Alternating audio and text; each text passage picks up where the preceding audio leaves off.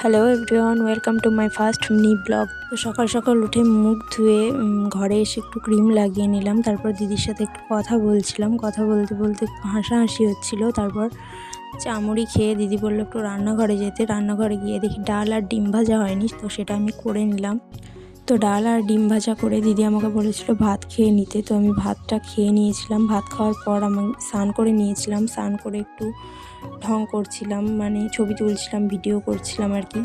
তো তারপর মাছ ভেজে একটু রেডি হয়েছিলাম জিজুর সাথে হাটে যাব বলে, মানে সবজির হাটে যাব বলে। তো সবজির হাট করে ওখান থেকে একবার জামা কাপড়ের হাটে গেছিলাম। তো জামা কাপড়ের হাটে গিয়ে এসে কিছুই নিইনি, ওখানে সমস্ত কিছু দেখে তারপর ওখানে একটা মন্দির ছিল, ওটা দেখে জিলিপি আর পাঁপড় নিয়ে বাড়ি চলে এসেছিলাম। তো তারপর খাওয়া দাওয়া করেছিলাম। খাওয়া দাওয়া করে আমি শুয়ে পড়েছিলাম। তো ভিডিওটা কেমন লাগলো জানিও, লাইক অ্যান্ড সাবস্ক্রাইব করে দিও।